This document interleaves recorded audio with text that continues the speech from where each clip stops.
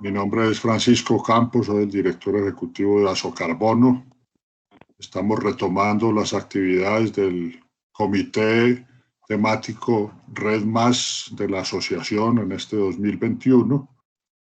Doy una cordial bienvenida a nuestros panelistas del Perú, Juan Carlos González, Marco Arenas, Davis Huamán. Mucho gusto, un placer tenerlos con nosotros. La mecánica del día de hoy es consistente con las que utilizamos durante el año pasado. Vamos a tener dos canales, uno principal para la presentación de las conferencias, por allí se podrán ver las presentaciones y escuchar la presentación en español, y tendremos un segundo canal para la traducción simultánea para todos aquellos que la necesitemos. Y por lo demás, las presentaciones tendrán una duración de 30 minutos y después de las presentaciones vamos a tener preguntas que serán respondidas por los panelistas. Estas preguntas serán hechas única y exclusivamente por el chat de la conferencia, y al final de la charla vamos a tener, como es tradicional, una conversación corta para definir las actividades siguientes. Entonces, nuestros coordinadores del Comité Temático Red Más, Juan Andrés López y Angélica Beltrán. Juan Andrés va a coordinar todo el webinar y Angélica va a estar atenta a las preguntas y estará dando lectura a las mismas para las respuestas de los panelistas. Muchas gracias, Juan Andrés, Angélica. Juan Andrés, por favor. Bueno, buenos días a todos. Pues este es el primer webinar del Grupo Estratégico sobre Red Plus que estamos haciendo en Azocarbono. Es la continuación de una serie de webinars sobre temas estratégicos que tienen que ver con la esencia de red, muy relevantes ahora que viene un paquete regulatorio modificado, según nos han anunciado en el Ministerio de Ambiente. Y la idea es que esta y las siguientes sesiones pues contribuyan a alimentar pues el conocimiento de todos los participantes, también para poder participar en esa interacción con el Ministerio. Y por supuesto espero que sirvan pues para el quehacer profesional de todos los miembros de la asociación. Para Juan Carlos, Davis y Marco, pues además de la bienvenida que les dio Francisco, pues yo tal vez no les había contado, pero Azocarbono, digamos, para que sepan, Azocarbono reúne pues un gran número de desarrolladores de carbono, pero también incluye gente de los programas de carbono que hay en Colombia, Iberra. También incluye ONGs, incluye incluso comercializadores, y compradores o usuarios de los certificados de carbono. Entonces, digamos que de alguna manera reúne al mercado completo de carbono en Colombia, para que pues tengan presente eso. Entonces, digamos que entro aquí ya a la presentación del tema. Como ustedes leyeron, la idea de este y otro webinar que vamos a hacer en unos 15 días sobre Perú también es conocer la experiencia peruana en Red Plus en relación con la participación de inversionistas privados. Cómo ha participado el sector privado, cómo se han hecho alianzas público-privadas, cómo han desarrollado proyectos Red Plus en áreas protegidas y el sistema de parques, o el equivalente de parques nacionales de Perú. Y para esta ocasión entonces hemos traído a Davis Huamán, responsable de monitoreo, vigilancia y control de la Dirección de Gestión de Áreas Nacionales Protegidas de CERNAMP, y a Marco Arenas, responsable de la Unidad Operativa Funcional de Gestión Participativa. Ellos van a presentar la experiencia peruana en relación con la participación del sector privado en el desarrollo y financiación de proyectos Red Plus, las ventajas y los impactos que han tenido estos proyectos en materia de conservación del bosque y biodiversidad. Y después seguirá Juan Carlos González, gerente senior de proyectos basados en soluciones basadas en la naturaleza de Total. Él era anteriormente el coordinador de inversiones en Latinoamérica de Altilia Ecosphere, que conoce muy bien cómo se armaron esos proyectos en áreas protegidas, especialmente el de Cordillera Azul, que todos conocemos. Nos hablará de la experiencia del desarrollo de proyectos red en estas áreas protegidas y cómo en general ha sido la participación público-privada, el rol del sector privado, ¿no? para ayudar a frenar la deforestación y promover el desarrollo sostenible de comunidades locales. Por supuesto queremos oír su posición ahora que trabaja ya en Total y su opinión sobre nuevos enfoques jurisdiccionales y mapas de riesgo. Este último tema pues es el tema de Perú viene avanzando en los famosos mapas de riesgo que tuvimos la ocasión de ver en otro webinar. Seguramente haremos alguno más adelante sobre el mismo tema cuando sea pertinente. Entonces, diciendo esto, pues ya les paso la palabra a Davis y Marco, que estarán haciendo conjuntamente la presentación. Davis, creo que entonces tú tienes que compartir tu pantalla. Bueno, muchas gracias.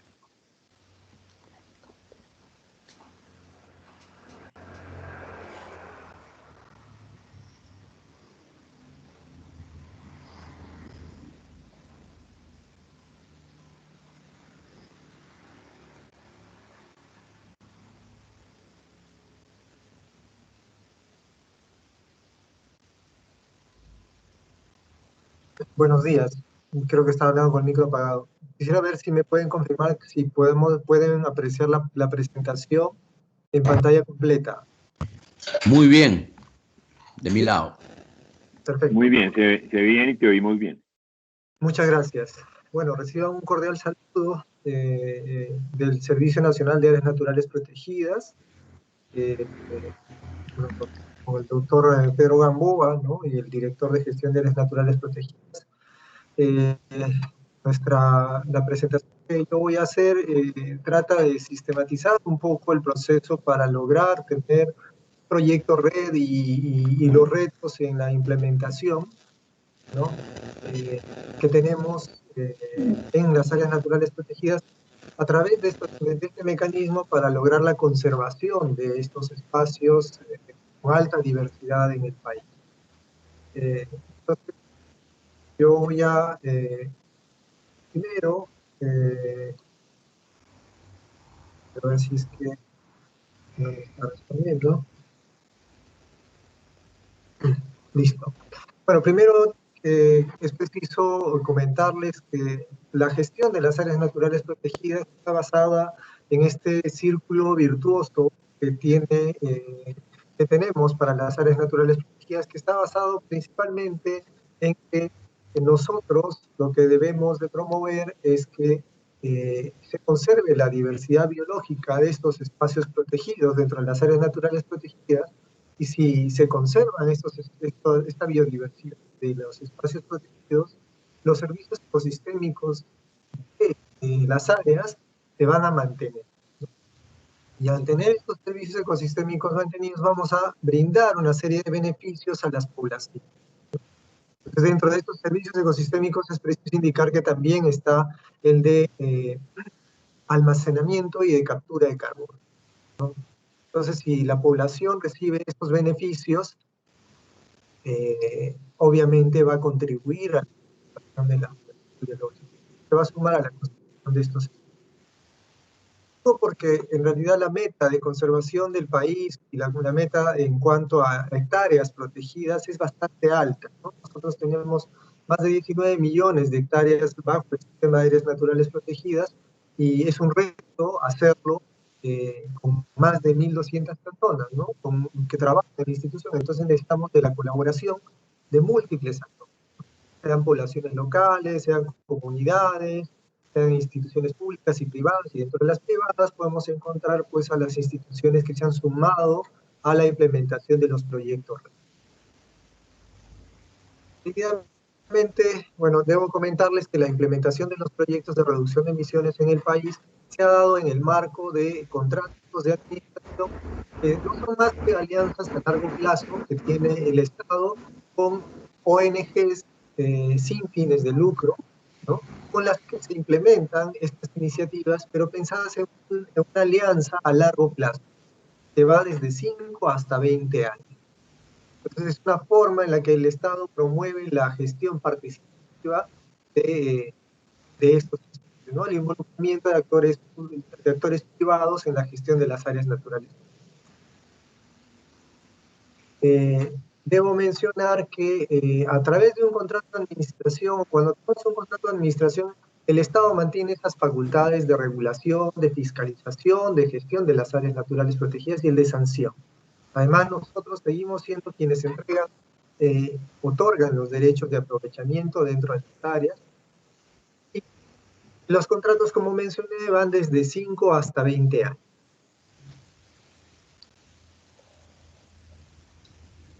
¿Cuál es nuestra experiencia en la implementación de contratos de administración? Tenemos 19 años implementando este mecanismo. En este periodo hemos suscrito 10 contratos, 2 contratos ya fueron culminados y 2 contratos fueron cerrados. Nuestra primera experiencia nace en el 2002, ¿no? En el 2017 hemos suscrito un contrato de administración en el Santuario Nacional Manglares de Tumbes. Y bueno, actualmente tenemos 6 contratos de administración y 3 de ellos, que son el contrato de administración suscrito con la ONG AIDER, con CIMA Cordillera Azul, que es la experiencia que mencionaron hace unos instantes, y con Cordillera Azul, con Conservación Internacional, son los que cuentan con proyectos red actualmente, ¿no? Entonces, para ir al detalle, en realidad, de estos contratos de administración, es preciso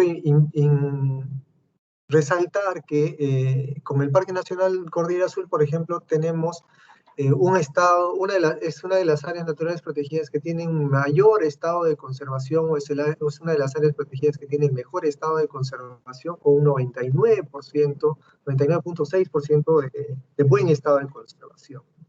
En Tambopata y Baguajasonene, por ejemplo, tenemos este contrato de administración que promueve la investigación, el monitoreo, y además ha incursionado debido al proyecto RED en la agroforestería con cacao como una alternativa para luchar contra la minería ilegal, ¿no?, que tenemos cerca al área natural protegida.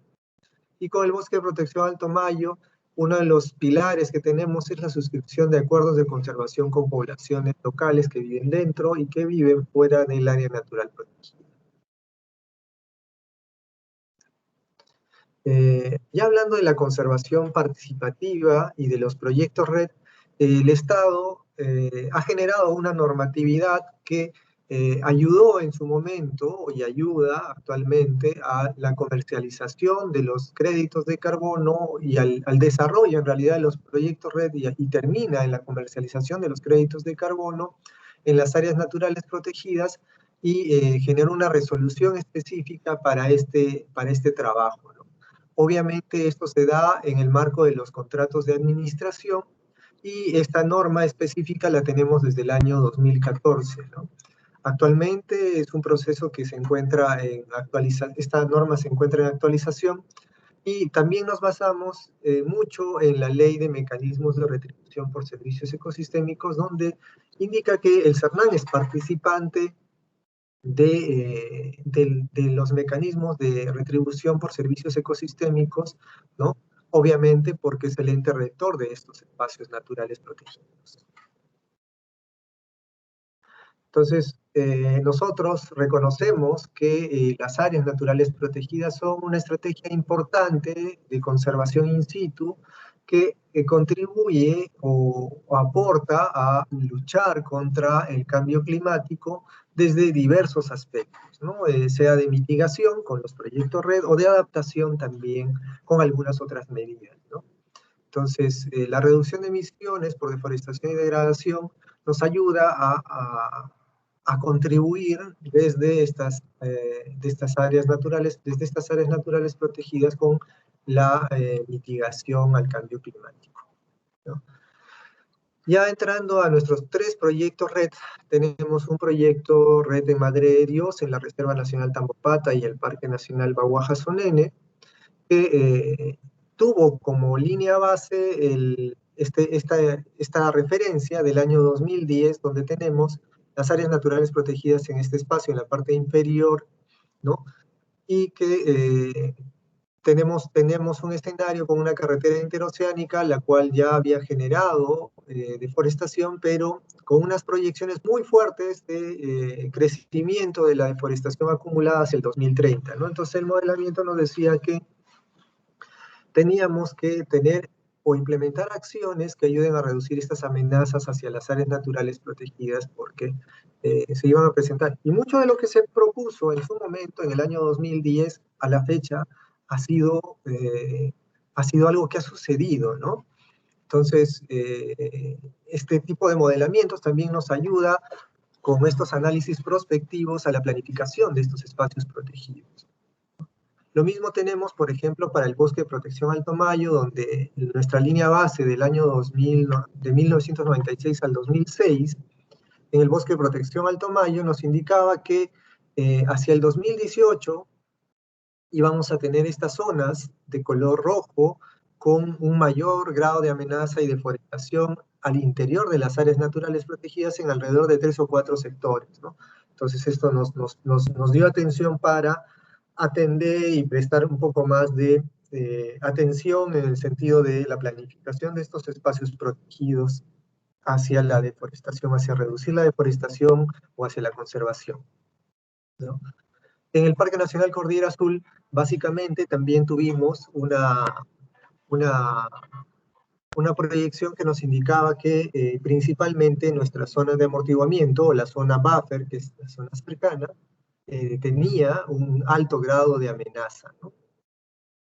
Entonces, nosotros los proyectos RED que tenemos los implementamos desde el año 2008 y el 2010, ¿no? Entonces, creo que hemos sido una de las instituciones que ha trabajado o ha abordado el tema de reducción de emisiones por deforestación y degradación a través de este mecanismo que involucraba proyectos y actualmente ya involucra una iniciativa nacional, la cual vamos a comentar a continuación.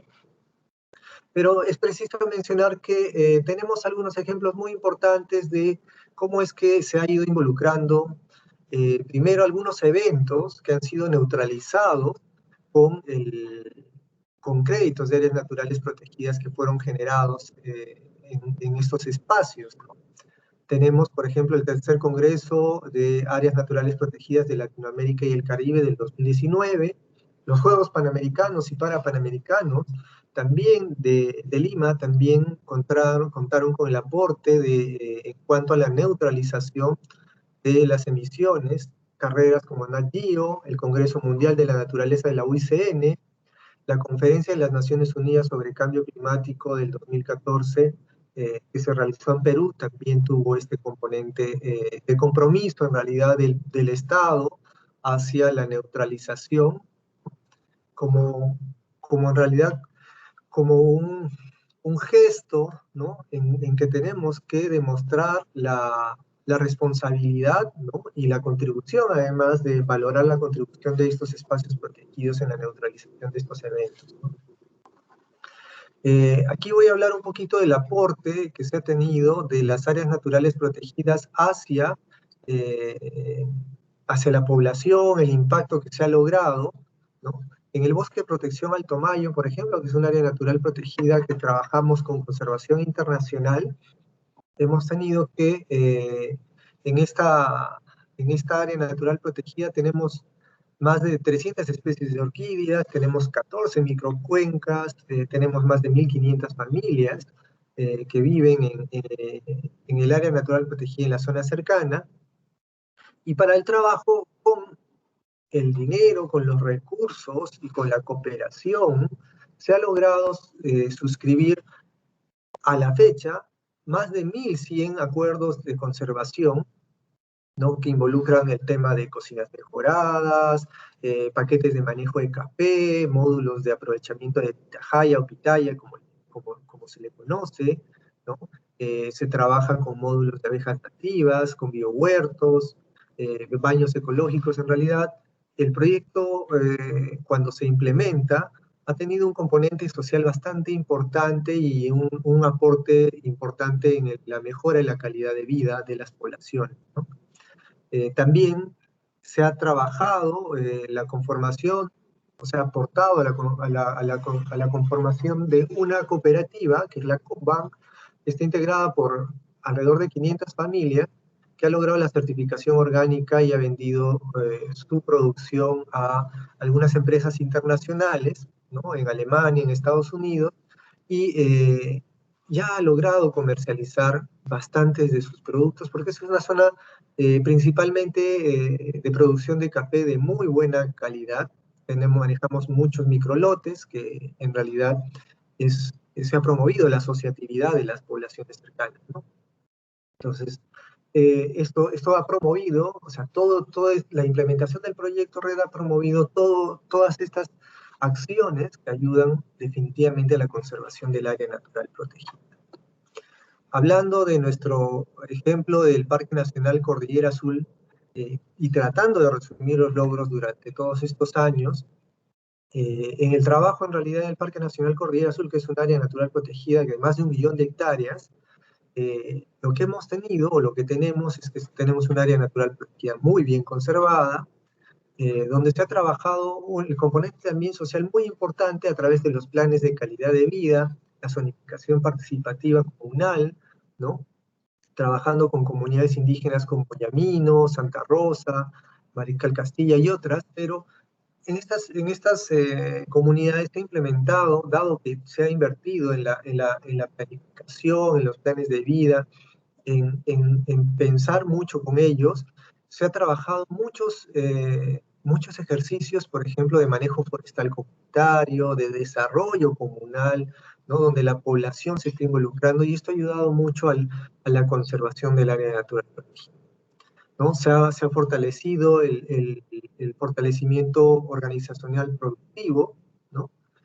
Tenemos procesos de recuperación o restauración ecológica en algunos lugares, ¿no? Y también, sin dejar de mirar la conservación, también tenemos que mirar el componente social, como les he mencionado, y aquí se ha trabajado con un modelo bastante interesante de cacao, promoviendo cacao libre de deforestación en el Valle de las Azuzanas, ¿no? Con una capacidad que tenemos una planta allí con la ONG Cima Cordillera Azul, que está procesando cacao y está promoviendo pues esta asociatividad, está promoviendo el comercio justo, ¿no? Y el pago de precios justos a las poblaciones, ¿no? Entonces esto genera toda una red de aliados y actores que se involucran en la gestión de estas áreas naturales protegidas. El tercer ejemplo es el que tenemos en la Reserva Nacional Tambopata y el Parque Nacional Baguaja-Sonene, que es un área natural protegida que la trabajamos en alianza con un contrato de administración suscrito con la ONG AIDER, ¿no? Tenemos 4 comunidades indígenas cercanas, ¿no? Con las que se trabaja también en sus planes de vida. Es un área natural protegida que además recibe más de 60.000 visitantes al año. Entonces, aquí tenemos también, aparte del proyecto RED, tenemos un componente fuerte de turístico hacia el área natural protegida. Es uno de los principales destinos de turismo para Amazonía, ¿no? Además, hay en esta área natural protegida, o en estas áreas naturales protegidas, tenemos tratos de aprovechamiento de castaña, ¿no? ¿No? Que es la nuez de Brasil, ¿no? Y como uno de los mecanismos o estrategias también para luchar contra la deforestación, ¿no? Se ha promovido la conformación también de una cooperativa que se llama Copacer, que actualmente está integrada, ya a la fecha tiene alrededor de 400 socios, que son productores de cacao, en la zona de amortiguamiento del área protegida, y más allá todavía, en la cual se trabaja con más de 1.200 hectáreas de cacao bajo sistemas con agroforestería, ¿no? Entonces esto está promoviendo una suerte de economía local importante, está promoviendo también la valoración de los predios que tienen estos propietarios y además pensar en largo plazo, ¿no? Ahí tenemos muchos problemas con la minería y la idea es que negocios como este o propuestas como esta ayuden a luchar con estos problemas que tenemos con la minería ilegal, sobre todo en la región de Madre de Dios. Entonces, aquí, bueno, vemos al jefe del área con un guardaparque, ¿no? Que están inspeccionando parte del trabajo que venimos haciendo. En esta área natural protegida también se promueve el tema de la investigación, el voluntariado. A mí me gusta mucho esta foto donde vemos a la fauna cómo interactúa con el cacao, ha sido una foto bastante curiosa. Aquí tenemos algunas imágenes, por ejemplo, una imagen de el martirio que tenemos con la minería ilegal, no solamente en el Perú, sino en otros lugares. En Madre de Dios es un tema bastante fuerte, donde tenemos una intervención muy fuerte del Estado para luchar con esta amenaza, ¿no? Aquí podemos ver el local de la cooperativa, que es un local bastante grande y que está promoviendo en realidad este núcleo de trabajo con la población. Es importante mencionar que el cacao de esta cooperativa tiene además nuestro sello, que es el sello de Aliados por la Conservación, en el producto, ¿no? Este producto además tiene este certificado Fair Trade y orgánico, ¿no? Aquí podemos ver algunas fotografías de la alianza que tenemos con Altelia en esta área natural protegida, ¿no? La exportación, donde el mismo jefe del CERNAM participó de la exportación de los primeros lotes de cacao hacia el extranjero. Tenemos el compromiso de compra de varias instituciones hacia estos agricultores, entonces nos permite pensar a futuro, pero esto ha generado también una relación cercana con el área natural protegida, porque al implementar el proyecto RED, ellos han visto que el área natural protegida además les ocasiona beneficios, ¿no? Podemos ver aquí al jefe institucional, al presidente de la cooperativa, en esta foto, ¿no? Y aquí podemos ver cómo es que este proyecto, que inició hace varios años y hemos sido parte, ¿no? Con esta ONG, con Altelia, desde hace varios años, seguramente lo va a explicar Juan Carlos, porque él estuvo en este proceso, de cómo se fue produciendo desde 4 toneladas, 19 toneladas, 100 toneladas, y el año pasado hemos producido alrededor de 200 toneladas de cacao, ¿no? Entonces, igual que en Alto Mayo, producimos bastante café y café en estos microlotes de muy buena calidad. Para ir resumiendo un poco la participación, nosotros en las áreas naturales protegidas hemos implementado 3 proyectos RED, que abarcan estas 4 áreas naturales protegidas. Estos 3 proyectos RED consideran 2.1 millones de hectáreas de los 16 millones de hectáreas de áreas protegidas en Amazonía. A la fecha se han verificado 32.2 millones de toneladas de carbono, ¿no? Que ha contribuido a evitar la deforestación de más de 84.000 hectáreas de bosques dentro de áreas protegidas, ¿no? Hemos comercializado a la fecha alrededor de 38 millones de créditos de carbono, ¿no? Toneladas de carbono, ¿no? Que ha representado un aporte importante de 170 millones de soles, y además estamos en negociaciones para comercializar otro grupo importante de créditos, ¿no?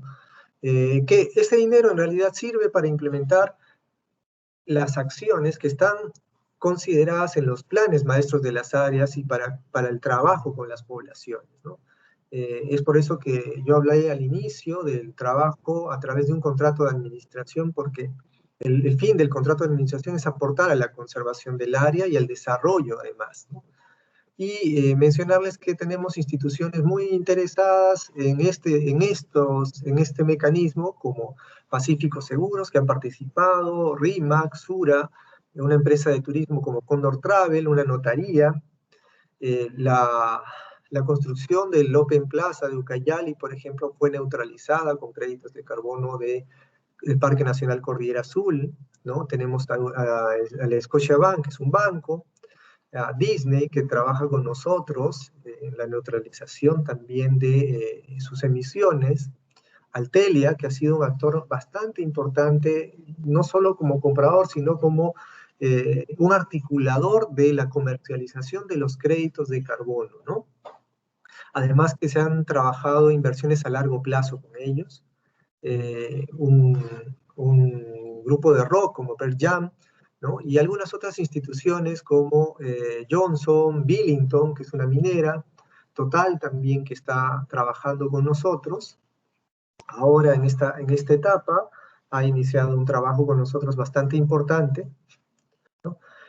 Y bueno, ya seguramente lo vamos a poder ver más adelante, donde se va a discutir, o seguro lo han discutido, bueno, las 5 acciones RED consideradas, las fases del RED, pero además, cómo es que desde una mirada de proyectos ahora estamos yendo hacia una mirada nacional, aportando a las NDCs, ¿no? Con estos 4 pilares RED, ¿no? Aportando a la estrategia y el plan de acción nacional, con este sistema de monitoreo que tiene el país, ¿no? Mirando siempre la estrategia de bosques y cambio climático, nuestro nivel de referencia que actualmente está en actualización y ya hay avances importantes, ¿no? Luego el sistema de monitoreo nacional, donde tenemos pues yo creo, miramos mucho el desempeño de las áreas naturales protegidas y el trabajo que se viene haciendo, ¿no? Y actualmente nos encontramos en un proceso importante de anidación de estas iniciativas o de proyectos RED, iniciativas tempranas o proyectos RED, hacia el mecanismo o la mirada nacional de conservación a través del RED nacional, ¿no? Entonces, estamos en proceso de la actualización del nivel de referencia. Con este nivel de referencia se van a asignar cuotas para cada uno de los polígonos, por ejemplo, de las áreas naturales protegidas, ¿no? O el aporte de cada uno de los polígonos de las áreas naturales protegidas. Luego se va a generar una propuesta de normatividad para la anidación del proceso y la articulación a otros procesos nacionales, ¿no? Entonces aquí hay una asignación de cuotas para las áreas naturales protegidas que tienen que ver con un tema de este mapa de riesgos que lo han mencionado al inicio, ¿no? Y como hitos, esperamos que hacia enero, febrero de este año nosotros avancemos hacia esta asignación de cuotas hacia las áreas naturales protegidas para considerar cómo en realidad proponemos o seguimos aportando a la conservación de estos espacios con un mecanismo RED. Como conclusiones, yo quería mencionar que contamos con un mecanismo exitoso desde las áreas naturales protegidas y los paisajes asociados, ¿ya? Porque el trabajo de la implementación de estos proyectos RED no ha implicado solo las áreas naturales protegidas como islas, sino ha involucrado el paisaje asociado, la zona buffer y más allá, donde hemos tenido que hacer intervenciones porque sabemos que estas intervenciones influencian al área natural protegida o pueden amenazar, y esa influencia puede ser positiva o negativa, ¿no?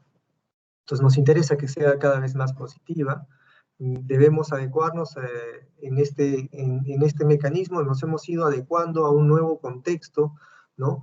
En el cual se habla de la modificación del reglamento de la Ley de Áreas Naturales Protegidas para adecuar mecanismos de comercialización más exitosos con alguna de las formas donde promovamos mejor la participación del sector privado. Tenemos estos 3 contratos de administración que tienen estos proyectos RED, ¿no? Que se han podido verificar los créditos, ¿no? Estos créditos se han podido verificar hasta el 2020.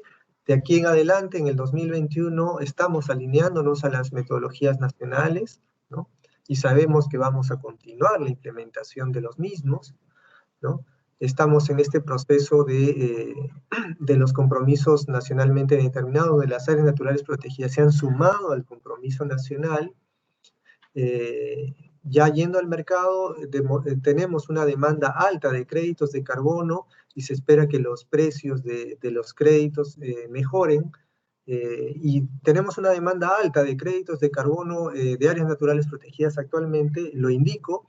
¿Por qué? Porque además las instituciones que intervienen comprando créditos de carbono o invirtiendo en áreas naturales protegidas con los créditos de carbono pueden verificar en qué se está invirtiendo los recursos. Es algo muy importante en el trabajo que nosotros hacemos, porque nosotros tenemos auditorías, tenemos informes donde se demuestra qué se está haciendo en campo, ¿no? Entonces, un inversionista de una institución involucrada en el mecanismo puede ir a un área natural protegida y ver qué se está haciendo adicional a las intervenciones del Estado, porque es un compromiso del Estado sumado al compromiso o a los recursos que se tienen con un proyecto red.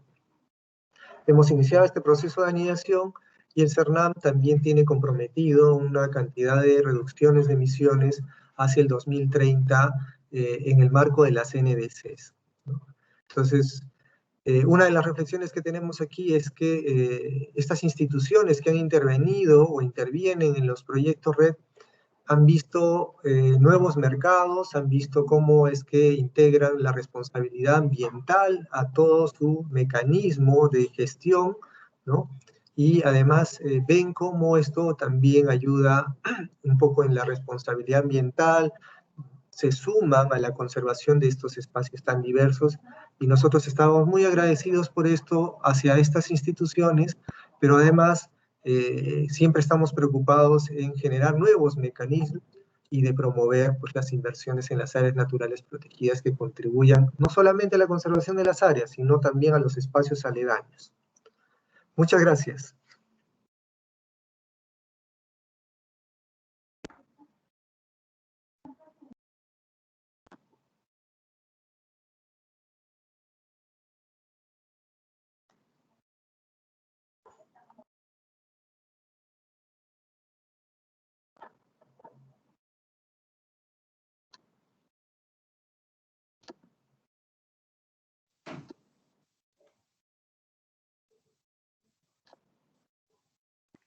Juan Andrés.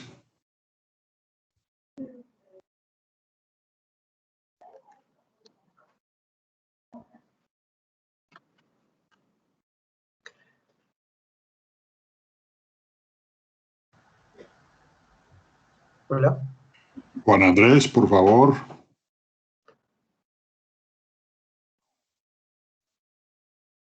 Muchas gracias, Davis. Esperamos a Juan Andrés para darle continuidad. Tenía un problema.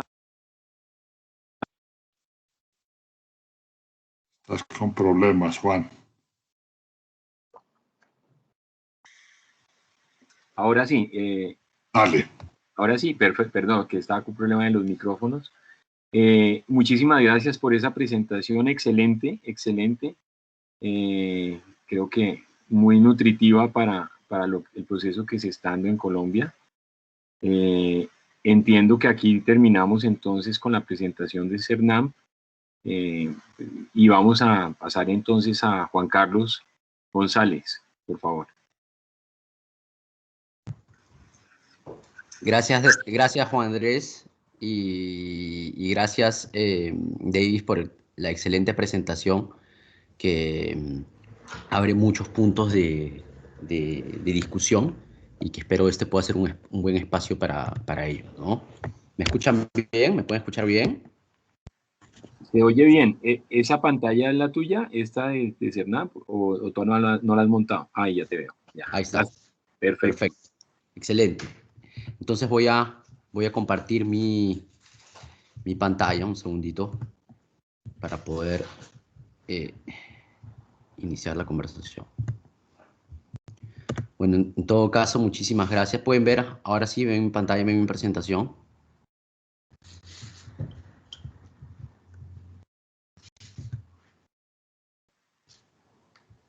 ¿Aló?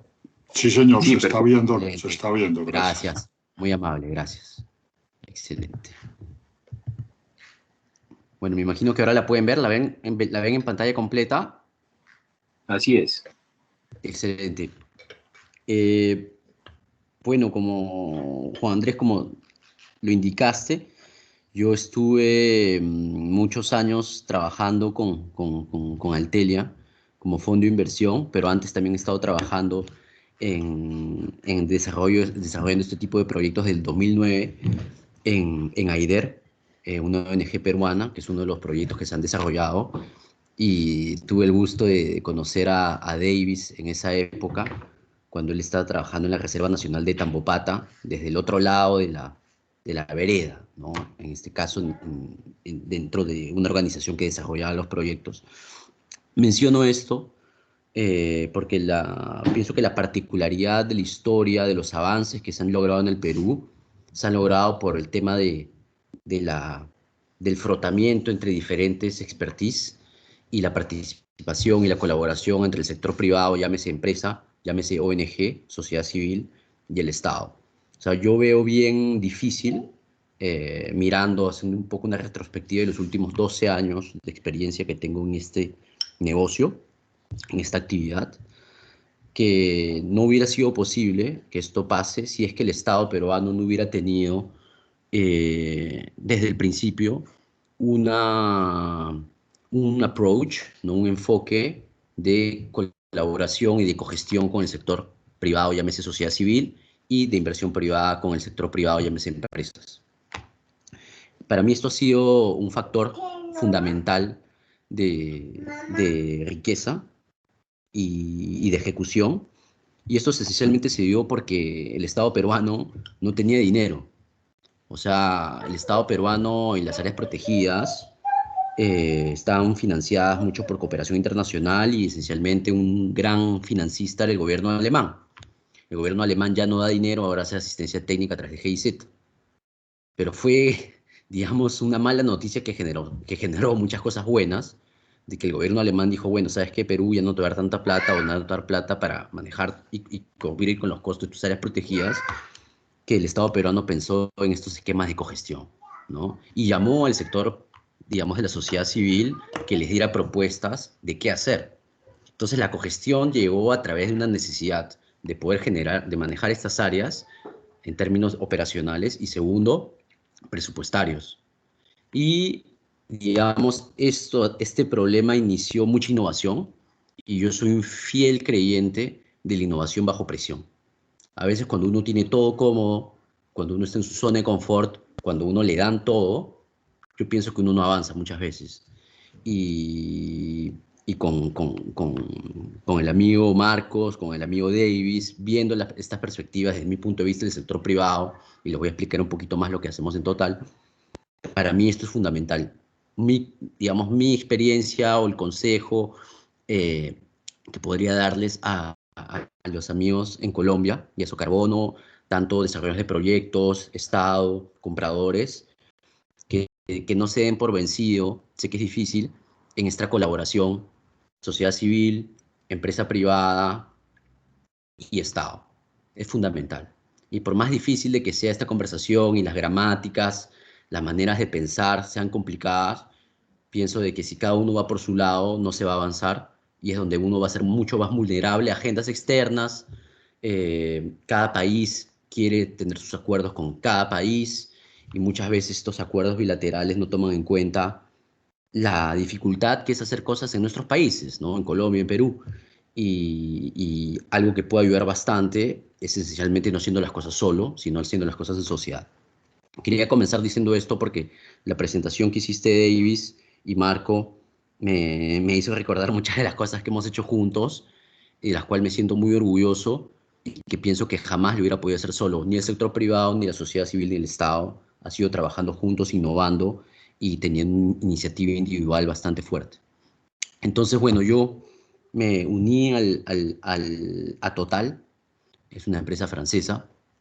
Dicho sea de paso, cae es muy curioso de que hoy día, Total el día de ayer cambió de nombre y pasa a ser de Total a Total Energies, ¿no? Y eso para tener un enfoque de que Total hoy día ya no es una empresa solo petrolera. Petróleo ahorita es menos del 50% del negocio y se espera que el 2050 o antes, 2040, sea que 20% del negocio. Es una empresa que está en transición. Hoy día somos dentro de las empresas energéticas mayores del mundo la que invertimos más en renovables. Teníamos un plan de invertir, de tener, operar 5 gigavatios de capacidad instalada eléctrica de energías renovables 25 al 2025. Bueno, ya lo estamos cumpliendo todo y tenemos un plan de 100 gigas al 2030, lo cual es gigante. Es toda la electricidad que se produce y se consume en Francia. Entonces,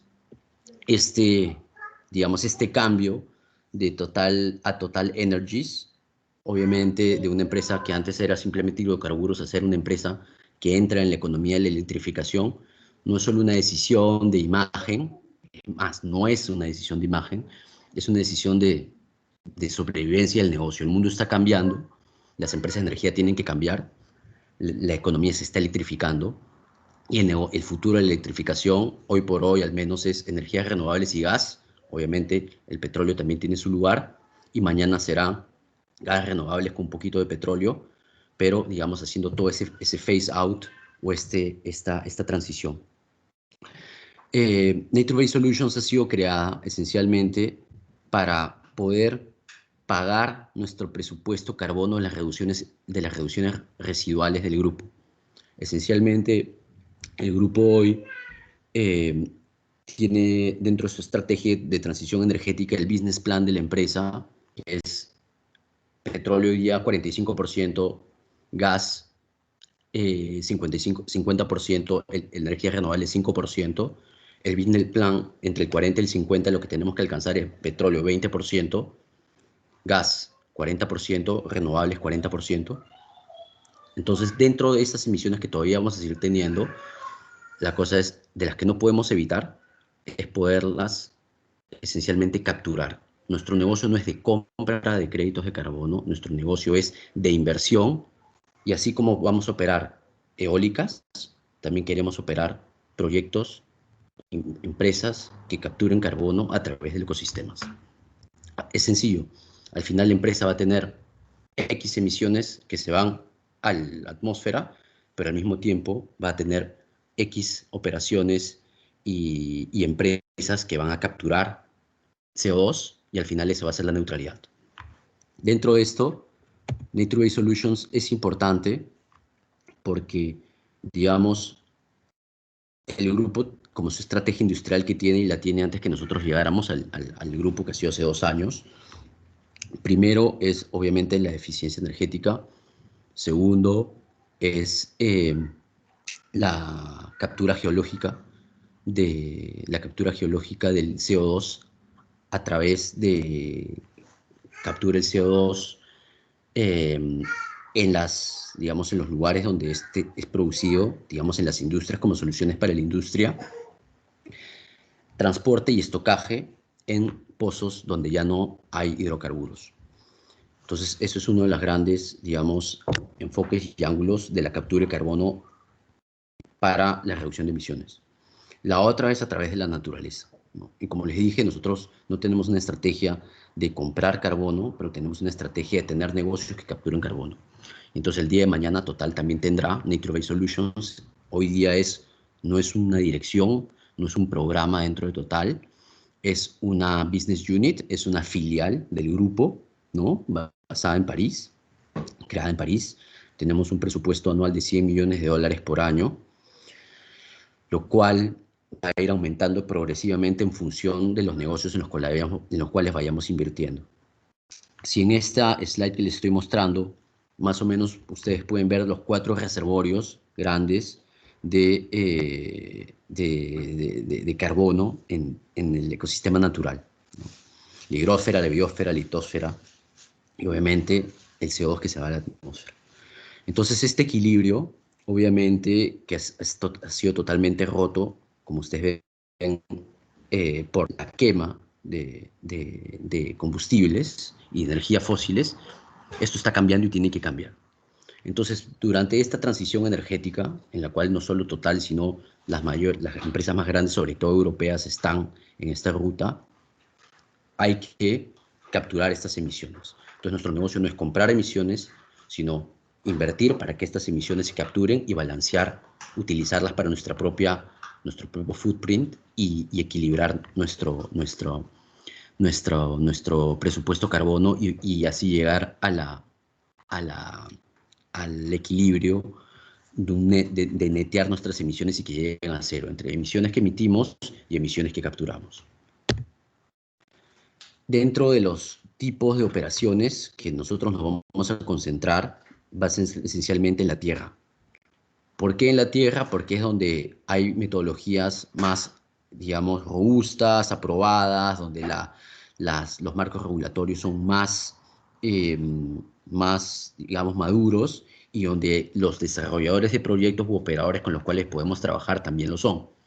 Entonces, en lo que nosotros vamos a buscar invertir es, por ejemplo, la conversión de una tierra con poca biomasa degradada, compactada, por ejemplo, que puede ser por orígenes de ganado o de agricultura intensiva, poder reforestarla a través de sistemas agroforestales, por ejemplo, que David mostraba con respecto al cacao, o también podrían ser plantaciones forestales. Colombia, por ejemplo, es un país con mucho potencial para las plantaciones forestales, ¿no? Y esto dentro de una lógica, ¿no?, de que haya un manejo del suelo y un manejo de las especies equilibrado, que pueda ser comercialmente viable, ¿no?, y que esencialmente tenga un impacto en la diversidad positivo, ¿no? La otra opción también puede ser el manejo de bosques naturales basado en un mejor manejo. Yo he estado hace poco en el Surinam, es un país que tiene 110.000 hectáreas y 93% de bosque, y la mitad de sus emisiones son ligadas al sector del manejo forestal. El manejo forestal se hace de manera muy, digamos, rudimentaria. Entonces, no se trata de poder invertir en algo para que no se haga nada. Al contrario, ¿no? Como todo lo que presentó el CERNAM, se trata de hacer conservación productiva para poder manejar mejor los recursos, reducir el impacto y reforzar estos sumideros de carbono. El otro gran pilar de nuestra acción es la protección y la conservación, ¿no? Obviamente, yo leía, y ustedes deben conocer, si la Amazonía fuera un país, sería el tercer emisor de gases de efecto invernadero después de China y Estados Unidos. Y esencialmente se da por la deforestación. Entonces es muy importante, aparte de todas las cosas por las cuales amamos la Amazonía, es muy importante protegerla también porque es, después de la China y los Estados Unidos, si fuera un país, el tercer gran emisor y no puede estar fuera digamos, de estos mecanismos. Esencialmente, todos ustedes lo conocen, no les estoy diciendo nada nuevo, es creación de nuevos sumideros a través de la restauración de tierras degradadas con fines productivos y sostenibles, y la otra que es la conservación. ¿Por qué le digo fines productivos y sostenibles? Si yo, por ejemplo, voy y trabajo en el Perú con una cooperativa de productores que tiene 5.000 socios y cada uno de ellos tiene entre 5 hectáreas que tienen hoy café o cacao, o los dos, y 5 hectáreas degradadas por pastizales que no utilizan, degradadas, llenas de braquiaria, suelos compactados, y muchas veces también con muchos pesticidas. Entonces, si es que yo a estos señores les digo, ¿sabes qué? Vamos a restaurar estas tierras degradadas, estas 5 hectáreas de tierras degradadas, y los junto en un programa 10 años para restaurar 25.000 hectáreas de tierras degradadas con sistemas agroforestales. Si no la hago, esta restauración con un fin productivo, aparte del fin del carbono y de la conservación, esos árboles los van a cortar para carbón, o los van a cortar para cualquier cosa, o para poner vacas nuevamente, o para poner un otro cultivo que tenga el precio alto en ese momento. Entonces es muy importante que cada vez que se constituye un nuevo stock de carbono, esto sea en función de las condiciones, obviamente, ecológicas del lugar, pero también teniendo en cuenta el contexto económico y social quién es el propietario de la tierra, por qué esa tierra fue degradada, por qué esa tierra fue destruida, ¿no? Por qué esos bosques fueron destruidos y que esta restauración sea una solución de vida para las personas. Entonces tiene que ser una restauración productiva. En términos de la conservación también, tiene que ser una conservación productiva porque esencialmente muchas veces las causas de esta degradación se da porque al lado de la parte que se acaba de ser deforestada hay tierras agrícolas y lo que va a ser deforestado se va a convertir también en tierras agrícolas. Entonces esta conservación que se da muchas veces la puedes juntar con y tener un sumidero de carbono integrado en el cual tú tienes conservación y también producción. Esta es una foto que me gusta bastante para mostrarle un poquito de las ideas de proyectos que estamos trabajando. Ustedes atrás en la montaña pueden ver el Parque Nacional Cordillera Azul, ahí en azulito, la montañita, y ven una parcela agroforestal de cacao de un agricultor, Francisco, que es el que está es la segunda persona comenzando desde la izquierda, y en el cual él era un peón de la tierra, era de un señor que hacía vacas. Al final con su trabajo le pudo comprar la tierra a su patrón, que ya no quería vivir allí, y se fue a Lima. Y el señor Francisco, con los programas del gobierno, comenzó a instalar cacao. Y también, pero él desde el principio tuvo la idea de que algún día el bosque era importante para él y no tumbaba más bosque. Entonces hoy por hoy, aparte de hacer el cacao, que después comenzó a enriquecer con sus árboles forestales, tiene un bosque conservado bien bonito y él es uno de los líderes para juntar 5.000 agricultores para llegar a un proyecto integrado en el cual se restauran tierras degradadas con sistemas agroforestales, pero también cada agricultor se compromete a no tumbar, ¿no? Porque yo dije que tenían 10 hectáreas aproximadamente de tierra productiva, de las cuales 5 está degradada y 5 es productiva, restaurar las degradadas. Pero aparte tienen aproximadamente 10 hectáreas de bosque, hoy día bosque secundario, pero todavía bosque y en pie. Entonces, la idea es tener un negocio en el cual se restauran tierras degradadas con fines productivos de cacao certificado y también un esquema de deforestación evitada, porque él al restaurar sus 5 hectáreas ya no tiene que tumbar las 5 nuevas, las 10 de bosque existente, ¿no? Porque digamos ya está recuperando, pero hoy por hoy esas 10 hectáreas de bosque corren peligro porque obviamente el precio del cacao fluctuante ha bajado, los cafetaleros están por el piso, entonces están incentivados a cortar nuevo bosque para hacer más chacra, pero lo que va a pasar después de que esto se va a degradar. Entonces, un poquito lo que yo les quiero, digamos, dejar como mensaje, esto es un poquito lo que Total quiere hacer.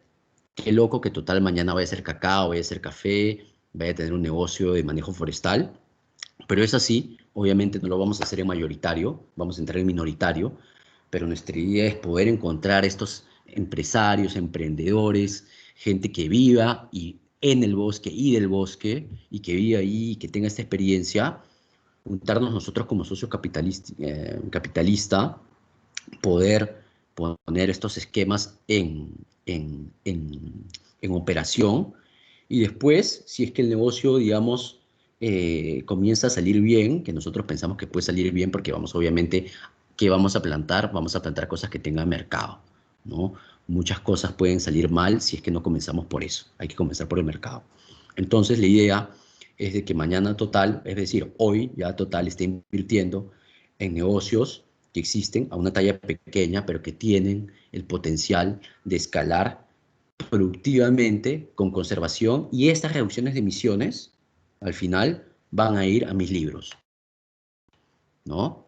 Entonces los agricultores se ven beneficiados porque les financiamos la restauración de tierras degradadas y la estructuración a través de estas empresas de toda la cadena productiva, y también se ven beneficiados de, digamos, una retribución económica con respecto al precio del carbono o al costo del carbono que nos estamos acordando. Entonces, al final, tenemos un negocio que pensamos de que va a generar renta para el propietario de la tierra, porque nosotros no compramos tierras, financiamos la cadena de valor, y al final después vamos a tener reducciones de emisiones que vamos a poder registrar en nuestros libros, y al final la neutralidad de carbono para Total no va a ser comprar créditos de carbono, sino va a ser créditos de carbono que nosotros vamos a haber producido. Lo cual no significa que comprar créditos de carbono esté mal para nada. Y pienso que también vamos a hacer un poco de eso, aproximadamente 10% de nuestro presupuesto. ¿Por qué no lo queremos hacer? ¿Por qué no queremos solo enfocarnos en la compra de créditos de carbono, queridos amigos? Es porque por una sencilla razón que es económica. Obviamente es mejor tener un costo de producción que un costo de mercado. Y si mañana los precios van a subir, es mejor que yo sea productor que yo sea comprador. Sí, sí, el carbono es tan importante para mí como lo es. Número uno. Número dos, pienso que nos estamos blindando contra dos riesgos. Un riesgo que es operacional, es decir, poder estar más cerca de la producción de este carbono, aparte de que va a generar nuevos oficios dentro de la empresa, muchos ingenieros que se van a reconvertir de otras industrias del grupo históricas a nuevas industrias. Tenemos mucha capacidad humana que vamos a poder aplicar a estos nuevos negocios y vamos a poder tener un pie muy cercano en las operaciones.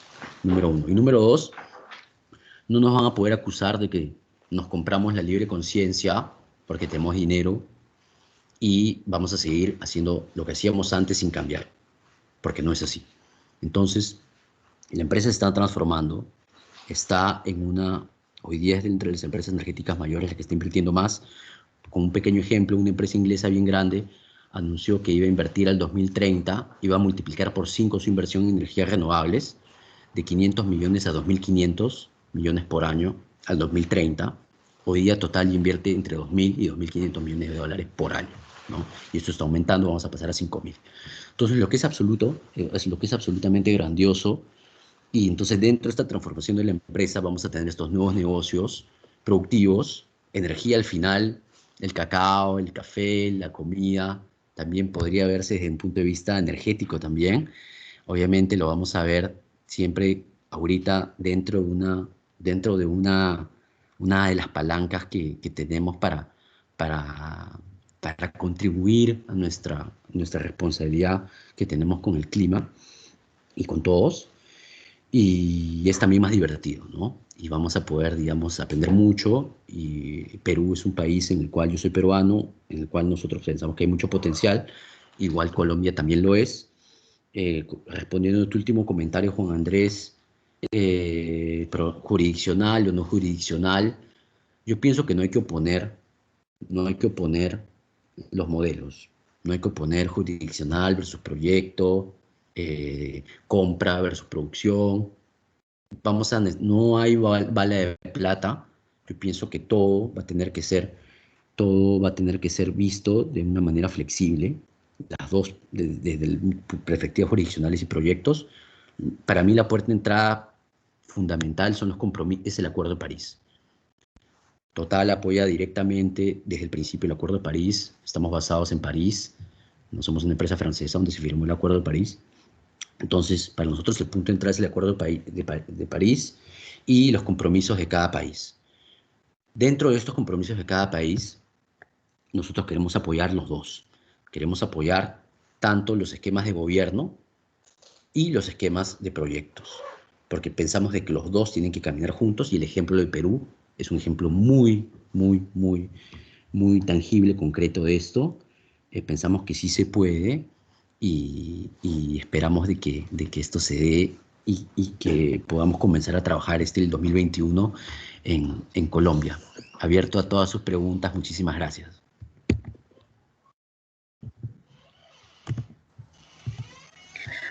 Muchas gracias, Juan Carlos González, quien nos presenta desde Total Energies su visión. Bueno, creo que ahora, no sé, Juan, si tú quieres dar un último comentario o pasamos directamente a las preguntas. Sí, Angélica, muchas gracias. Gracias a Juan Carlos, muy buena presentación. Esperamos ver las inversiones de Total en Colombia pronto. Y no, yo creo que pasemos ya a las preguntas, Angélica. Te paso entonces la palabra a ti. Muchas gracias, Juan.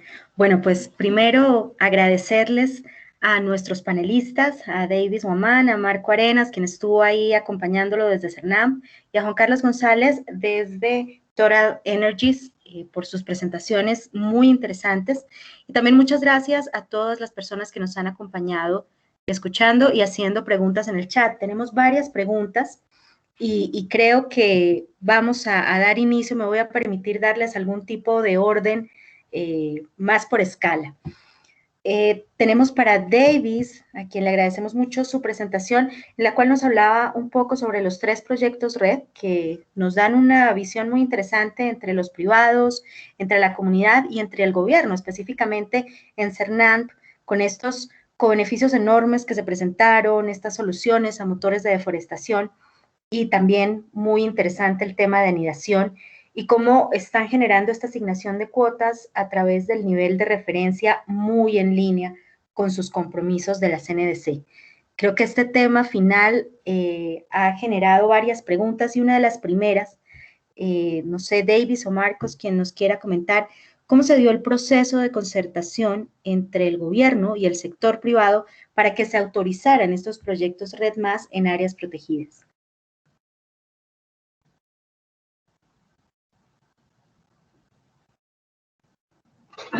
Bueno, la pregunta es cómo se dieron esos procesos de concertación, ¿no? Efectivamente. Bueno, en realidad lo que hemos tenido nosotros era un proceso de análisis más bien de las necesidades el involucramiento de actores públicos y privados en la gestión de las áreas, ¿no? Y además de pensar mucho en los mecanismos de sostenibilidad de las áreas, ¿no?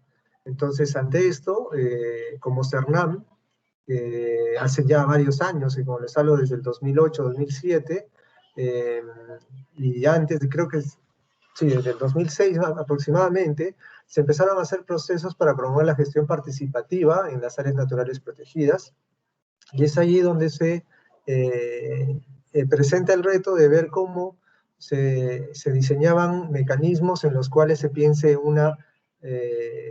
una gestión a largo plazo, ¿no? En una alianza a largo plazo para la sostenibilidad de intervenciones, más allá de proyectos, ¿no? De proyectos pequeños, ¿no? Entonces, surge como una de las propuestas de estos mecanismos el tema de reducción de emisiones, que en su momento era algo innovador, algo que estaba poco desarrollado y que se alineaba mucho a compromisos en cuanto a reducción a cambio climático, ¿no? Entonces el Estado dijo, bueno, vamos por este lado, y ha habido bastante apoyo técnico de estas instituciones que se sumaron, pero estas instituciones nos proponían mecanismos innovadores donde el sector privado podía estar interesado. Y digo podía porque todavía era un mercado incipiente, un mercado en desarrollo, pero con un potencial bastante importante. Ya luego, cuando hemos tenido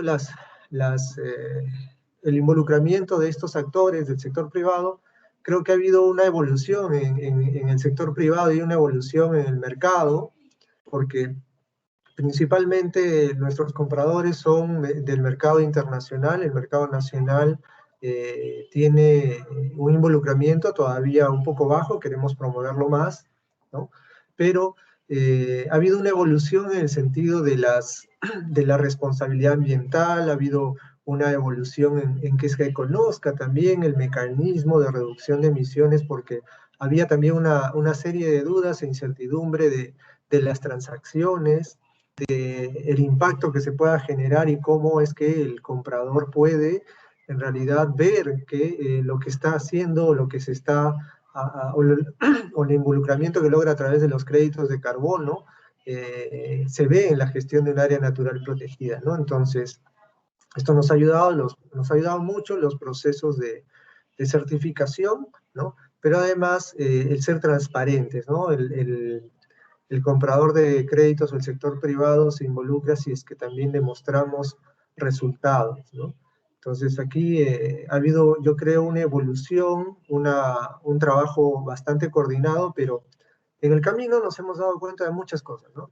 Primero es que el Estado no tenía la experiencia y no tenemos la experiencia para esto, y necesitamos de aliados como nuestros ejecutores de contratos de administración, porque esto también tiene que ver con mucho de salir de estrategias de marketing, de contactos, de estrategias de comercialización grandes para poder mantener este mecanismo en funcionamiento, ¿no? Entonces yo creo que ha sido un proceso de evolución importante en el cual cada vez más el sector privado se está involucrando con este tema de responsabilidad ambiental y además desde cada uno de los rubros que estos sectores tienen, ¿no? Cómo es que cada sector privado o cada actor privado aprovecha este espacio, ¿no?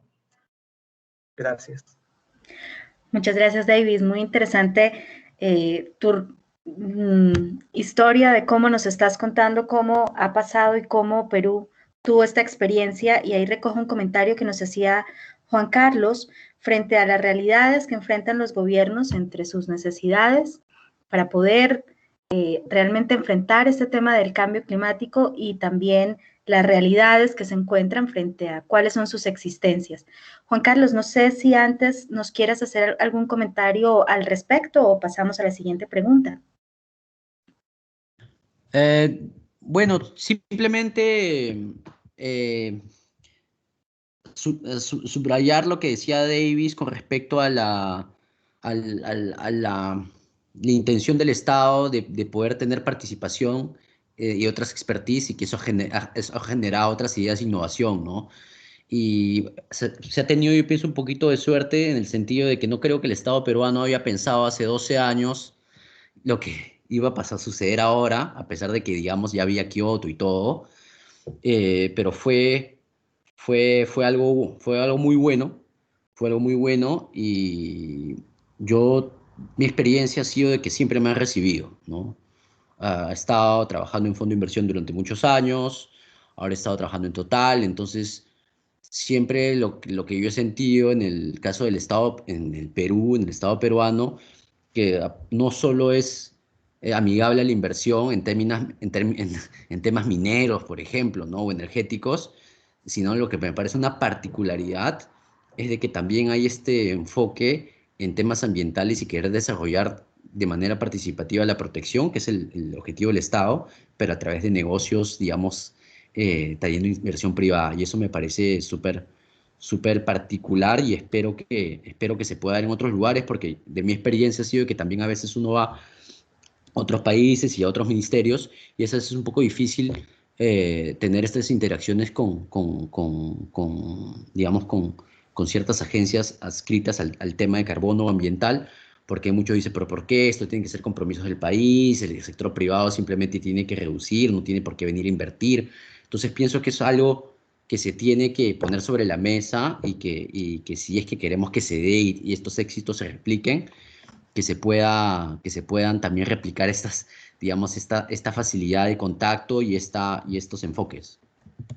Juan Carlos, gracias. Ahí nos das una mirada bastante interesante desde el sector privado y frente a la importancia de esta voluntad política de los gobiernos para que estas realidades se puedan dar.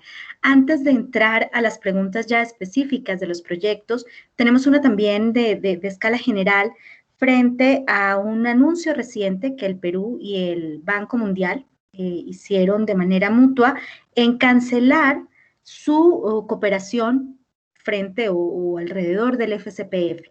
La pregunta hacia Davis es si nos podría hablar algo o si sabe si esta fue una decisión estratégica del gobierno peruano y cuáles creen que pueden ser esos impactos negativos sobre el RED+ en Perú.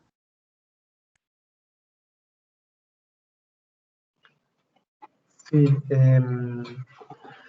bueno, aquí yo en realidad preferiría que haya una respuesta más bien del ministerio respecto al trabajo con el FCPS, ¿no? Yo preferiría no opinar mucho de esto porque no tengo mucho conocimiento del tema. Perfecto, Davis, te agradecemos tu sinceridad y bueno, para Michael, Radomir, quien nos hace la pregunta, pues lo invitamos entonces a consultar directamente con el Ministerio en Perú. Y con esto pasamos... Perdón, interrumpo. La sesión siguiente, el próximo webinar en 15 días es sobre ese tema y va a participar el Ministerio de Ambiente de Perú. Entonces, pues de una vez aprovecho, lo iba a decir al final, pero pues aprovecho, hago la cuña, la invitación para que estén pendientes de esa próxima sesión. Muchas gracias. Gracias, Juan Andrés. Y esto creo que nos sirve también de invitación y nos reafirma que estamos tratando los temas que son de interés para todos. Los invitamos pues entonces a que en nuestra próxima sesión abordemos estos temas y guardemos esta pregunta para hacerla directamente al Ministerio. Entonces, retomemos ya preguntas específicas hacia los proyectos RED. Especialmente para Cernán, para Davis y para Marcos, hacen una pregunta. Los créditos de carbono que se han generado, ¿cómo se han distribuido esos beneficios y en qué se han invertido? Y también aprovecho ahí la 1 con esta otra, en la cual dicen, en los casos en los que ustedes nos presentan, los 3 proyectos RED en áreas protegidas, les gustaría saber a nombre de quién, de qué entidad o de qué actor quedaron registrados esos certificados de carbono.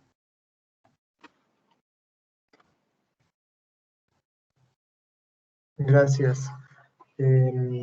Marco, no sé si tú quieres intervenir o prefieres que yo responda en esta parte.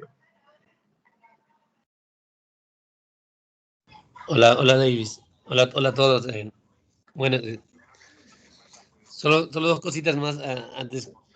Creo que la segunda pregunta también podrías tú complementarla, Davis. Pero solo un tema de marco general. A ver, la apuesta, cuando Davis realiza la presentación, inicia con un tema del desarrollo de una herramienta o de un mecanismo que son los contratos de administración. Esa respuesta génesis e innovadora en su momento en el país, que lo que apuesta es cómo involucrar, cómo un sistema de áreas protegidas con una brecha muy fuerte de gestión, cómo hacer más efectiva la participación de la sociedad civil en la gestión de áreas protegidas. Entonces, en ese proceso desarrolla una serie de herramientas para lograr este involucramiento. Y este involucramiento está asociado a estos mensajes de coadministración, cogestión, sin perder la responsabilidad del Estado en la gestión de las áreas protegidas, porque las áreas protegidas de carácter nacional corresponden a todos los peruanos y es de responsabilidad nacional. Entonces, eso marca el derrotero y se gestan esta herramienta, los contratos, y en ese mismo proceso, Perú, país, como lo dijo también Juan Carlos, país que comienza a salir del subdesarrollo en otro tipo de renta, comienza a bajarse seguro el financiamiento por donaciones para, en este caso, para conservación. Es otra vez que el país comienza a desarrollar e innova temas asociados a mecanismos más sostenibles para la gestión de áreas protegidas, y en eso aparece el tema de la retribución por servicios ecosistémicos, pero con un principio, porque las áreas protegidas se establecen y una de las razones de ser es esa, ¿no? Y Davis muestra bien estos mapas de deforestación, y lo que hace el país es darle ese toque de adicionalidad a procesos que podrían ocurrir y que podrían afectar, o que en este caso emitirían gases de efecto invernadero. Entonces, es en ese proceso que se desarrolla esta herramienta, o que diga que tomamos en consideración esta herramienta como los proyectos RED para cerrar esta brecha que teníamos respecto a los compromisos establecidos con los ejecutores de contrato de administración, con la herramienta contrato de administración. Entonces, una estrategia es los proyectos RED, y que ahora en estos momentos se consolida como una de las más importantes. Pero más allá de eso, la pregunta primera está referida justamente por qué nosotros encargamos a un tercero algunos encargables o algunos productos que se establecen en el máximo documento de gestión. Para resumir la figura, el sistema de áreas protegidas y las estructuras de gestión de cada área protegida está basada en una base física o un polígono, el polígono de conservación de toda el área de bosque. está basada en alguien que ejerce la autoridad, que es el Servicio de Áreas Protegidas, está basada en una plataforma de participación de la sociedad civil y está establecida sobre una hoja de ruta que es el Plan Maestro. Esos 4 pilares son lo que marcan la estructura de gestión de un área protegida. En ese pilar, la hoja de ruta que se llama para nosotros Plan Maestro, se establece qué es lo que requiere el área protegida por 5 años. Bueno, con respecto a la pregunta, lo que se encarga a los contratos de administración con la estrategia red, que en este caso que es el mecanismo de subvención de recursos, es encargarle esa línea de acción asociadas a resultados y a productos, los cuales él tiene que implementar como parte de su compromiso. ¿Sí? Entonces, la estrategia red, el proyecto red, implementa esos compromisos establecidos en esa hoja de ruta que es el Plan Maestro, que estarán asociados a actividades de restauración, actividades de uso público, actividades de desarrollo de actividades productivas, tal como ha mostrado Davis, que lo que hacen es consolidar el polígono de conservación y seguro una relación en su entorno, ¿no? Entonces, eso es un poco de la figura. Entonces, el financiamiento está asociado a encargables, no es un tema de por sí, es un proceso muy riguroso y además tiene un proceso de seguimiento y supervisión desde la sociedad civil. O sea, esto que está acá es todo un tema interesante porque el desarrollo de la herramienta de contratos de administración está estructurado a implementar lo que requiere el área protegida en este plan maestro, pero además con un proceso de seguimiento y supervisión desde la autoridad de áreas protegidas y desde, en este caso, también la participación de la sociedad civil, que es la que está presta en ese ejercicio. Bueno, eso por ahí, Davis. Yo creo que la segunda pregunta la podrías decir tú. Muchas gracias, Marco. Sí, hablando ya de la segunda pregunta, es preciso indicar que según nuestra norma de la Ley de Mecanismos de Retribución y además las normas de contrato de administración y nuestra resolución específica respecto al tema, nos indica que los créditos de carbono son propiedad del Estado, ¿ya? ¿Cómo están registrados? Sí, están registrados a nombre de las instituciones con las que implementamos los proyectos. Son estas ONG CIMA, Cordillera Azul, CI y AIDER. Pero para que ellos puedan realizar la comercialización o la transferencia de los créditos de carbono, necesitan una autorización del CERNAM dentro de los procedimientos establecidos, ¿no? Entonces, están registrados a nombre de ellos, pero son propiedad del Estado. Y para la comercialización ellos requieren una opinión nuestra, ¿no? Para esto hay un procedimiento en el cual ellos nos presentan al comprador y además nos tienen que presentar un estudio de mercado de carbono, ¿no? En el cual nosotros también evaluamos o realizamos una evaluación de la propuesta que se nos haga, ¿no?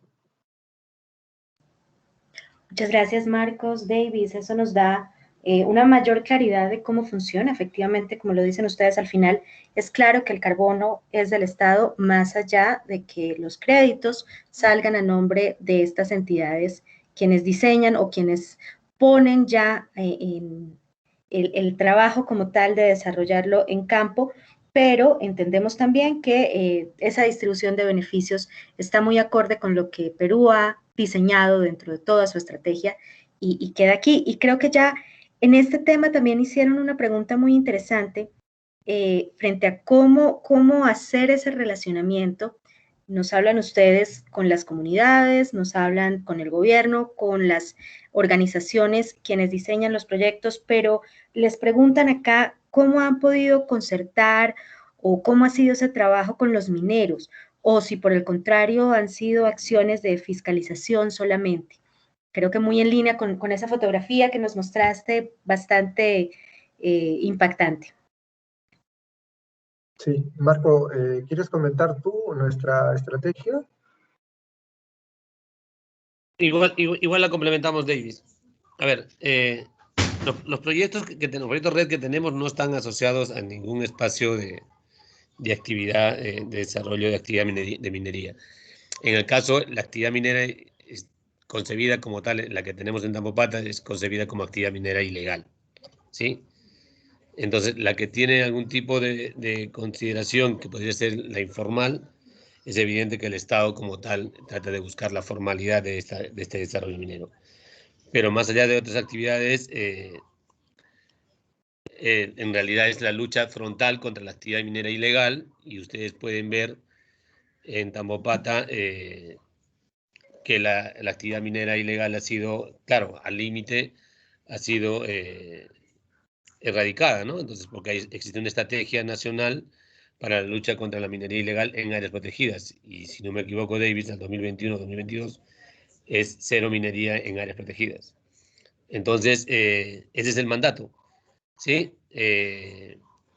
Más allá de estas figuras, aparecen retos muy importantes como los esfuerzos en Tambopata con el contrato de cómo hacer que la cooperativa o con las diferentes iniciativas por fuera de las áreas protegidas comiencen a tener estos réditos importantes asociados a cadenas de valor, y que hagan que evidentemente podamos, disculpen la palabra, podamos competir con una actividad que tiene otros rangos mayores de rentabilidad o basados en la ilegalidad. Entonces, por un lado el garrote, que está la erradicación, la estrategia y el Estado con Operación Mercurio y varios esfuerzos, y por otro lado nosotros con esta figura de la generación de oportunidades asociadas a este tipo de proyectos red, y por seguro con otro brazo también tratando en este momento estamos tratando de restaurar, o estamos restaurando, iniciando procesos de restauración, es aquellas áreas degradadas producto de la actividad minera, aquellas áreas que estamos recuperando, que hemos recuperado de la actividad minera. Entonces, como planteas, como lo ves, el sistema de áreas protegidas en respuesta a todo ese tipo de actividades tiene toda una estrategia, ¿sí? Y está establecida y enmarcada en los diferentes instrumentos de planificación y con sus diferentes estrategias, como este caso que busca consolidar el polígono con cero deforestación. ¿Sí? David. Sí, yo complementando un poquito lo que dijo Marco, quería primero hablar de, hace un rato preguntaban acerca de la distribución de los beneficios, ¿no? La distribución de los beneficios de red en realidad está enmarcada en nuestra estrategia de trabajo como CERNAM. Marco lo ha explicado muy bien, ¿no? Los recursos se invierten en el área y en mitigar todas estas amenazas que tenemos identificadas. Y ya yendo al tema de minería, eh, nosotros tenemos como CERNAM esta estrategia de lucha contra la minería ilegal dentro de áreas naturales protegidas, en implementación, que tiene 4 pilares, ¿no? El primero es el de desarrollar este brazo de interdicción, de restricción, de evitar las amenazas por minería ilegal a las áreas naturales protegidas, ¿no? Que es multisectorial. El segundo es implementar acciones que mitiguen las amenazas, ¿no? Entonces aquí hay 2 puntos. Uno, el tema de contribuir o sumarnos a los procesos de formalización existentes en los ámbitos cercanos a las áreas naturales protegidas. Y el siguiente, dentro de este segundo bloque, es la sensibilización a las entidades de gobiernos, a la población respecto a los impactos de la minería. Una tercera línea estratégica que abordamos contra la minería ilegal es el desarrollo de actividades económicas sostenibles, que las acaba de mencionar Marco claramente, ¿no? Tenemos el reto de demostrar en realidad que intervenciones a largo plazo pueden ser más beneficiosas que una intervención a corto plazo con la minería ilegal. Y este es el caso del cacao libre de deforestación, que a largo plazo muestra mejores beneficios y además muestra un involucramiento, un apropiamiento de una identidad con el territorio y con los bosques, ¿no? Y un cuarto punto que es muy importante que venimos desarrollando es la recuperación de áreas degradadas, ¿no? En la Reserva Nacional de Tambopata tuvimos el ingreso de la minería en un tiempo al área natural protegida, y actualmente estamos con un proceso de recuperación de estas áreas degradadas por la minería ilegal, ¿no? Y en algunas otras áreas donde también estamos trabajando estos procesos, ¿no? Entonces, esta estrategia busca en realidad abordar integralmente desde nuestras capacidades el tema de minería, ¿no? Y sumarnos a procesos nacionales. Mil gracias, Marco Davis. Creo que con eso nos vamos adentrando cada vez más a poder comprender cómo es esta distribución de los costos y de los beneficios.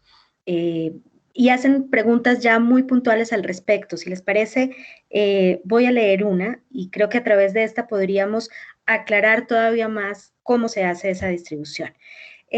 Hablan específicamente de la planta de cacao en Cordillera Azul.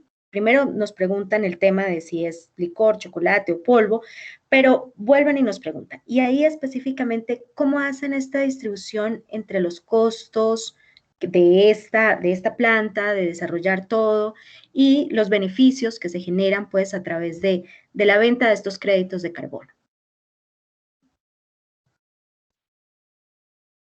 Sí, Marco, si me permites. Tú mismo. Ya. Sí, bueno, la planta de cacao en realidad, o las actividades económicas sostenibles buscan complementar un componente muy importante para nosotros de inversión actual con los créditos que podemos tener ahora, porque ahora tenemos recursos para poder hacer esto, además de las actividades de vigilancia, de sensibilización, pero lo que buscan es generar mecanismos de sostenibilidad de nuestras inversiones. Esta planta está diseñada o tiene dentro de su estructura que primero luche contra la deforestación en esta parte que es cercana al área natural protegida, evitando la deforestación y generando un polo de desarrollo, ¿no? En cuanto a la comercialización del cacao, es cacao nada más, ¿no? No se está procesando más, o sea, se está vendiendo cacao actualmente, pero los ingresos que genera o las ganancias que pueda generar esta planta de cacao tienen el compromiso de un porcentaje ser destinado a la conservación del área natural protegida. Por eso es que nosotros invertimos en esta planta parte de los recursos del proyecto RED, que está en el marco de este contrato de administración, ¿no? Entonces busca también aportar con un porcentaje a la conservación del área natural protegida. Y esto se puede ver, no sé, a través del pago de personal, se podría ver a través de, una vez que esta planta empiece a generar recursos importantes, ¿no? Entonces, nuestra intención es diversificar los mecanismos financieros que puedan contribuir a la conservación del área natural protegida, directa o indirectamente, ¿no? Mil gracias, Davis. Y ahí viene la otra pregunta o la otra parte de esta pregunta inicial, en la cual va también hacia la comunidad, cómo hacen la distribución de los beneficios ya de la venta del cacao. Y para el caso de Tambopata nos preguntan si, dado que el cacao en baba, preguntan si se procesa de manera centralizada, cómo hacen esa repartición de esos beneficios hacia la comunidad.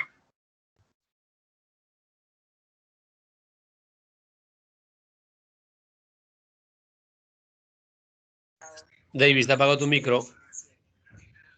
Perdón, gracias. En el caso de Tambopata viene primero que nosotros en realidad no queríamos manejar todo el esquema de